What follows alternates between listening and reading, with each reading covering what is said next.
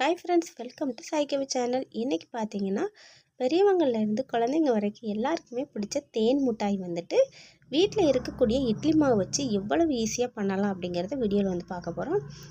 வீடியோவை முழுசாக ஸ்கிப் பண்ணாமல் பாருங்கள்.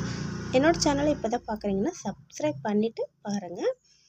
இட்லி மாவு வந்துட்டு இன்றைக்கி அரைச்ச மாவு, இது வந்து புளிக்காத மாவு. புளிச்ச மாவு எடுத்தோம் அப்படின்னா எண்ணெய் கொஞ்சம் அதிகமாக குடிக்கும். அதனால தான் முடிஞ்ச அளவுக்கு புளிக்காத மாவாக எடுத்துக்கலாம். மாவு வந்துட்டு ஒரு 3 ஸ்பூன் வரைக்கும் பெரிய கரண்டிக்கு எடுத்துக்கிறேன். இதுவே வந்துட்டு போதுமானது தான். அப்புறம் வந்துட்டு 2 கலர் வந்து சேர்த்துருக்கேன். 2 கலர் சேர்க்கும் போது நமக்கு வந்துட்டு ஒரு டிஃப்ரெண்ட்டான ஒரு கலர் கிடைக்கும். அதனால தான் ரெட்டு, அப்புறம் வந்துட்டு எல்லோ. இப்போ இதை கலக்கிக்கலாம். நான் வந்து பார்த்திங்கன்னா தண்ணி எதுவும் சேர்க்கலை, ரொம்ப தண்ணியாகவும் போயிடக்கூடாது.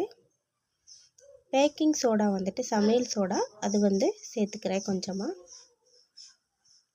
இப்போ கலந்துட்டு இன்னொரு பக்கம் சர்க்கரை பாகு வந்து நம்ம வந்துட்டு எடுத்துக்கலாம். சர்க்கரை வந்து சேர்த்துட்டு கொஞ்சமாக தண்ணி விட்டு கொதிக்க விட்டு எடுத்துக்கலாம். கம்பி பதம் எதுவும் தேவையில்லை இதுக்கு. இப்போ இன்னொரு சட்டியில் பார்த்திங்கன்னா எண்ணெய் வந்து சூடானோடனே ஒரு சின்ன ஸ்பூன் வச்சுட்டு இந்த மாதிரி போட்டு எடுத்துக்கலாம்.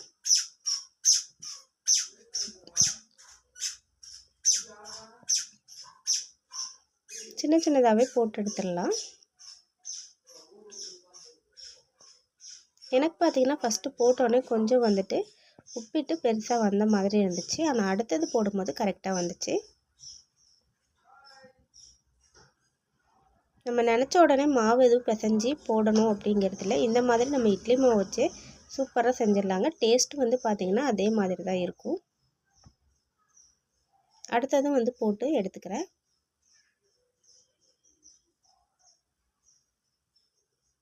சர்க்கரை பாகு வந்து பார்த்திங்கன்னா இந்த பக்கம் வந்து எடுத்து மாற்றிட்டேன்.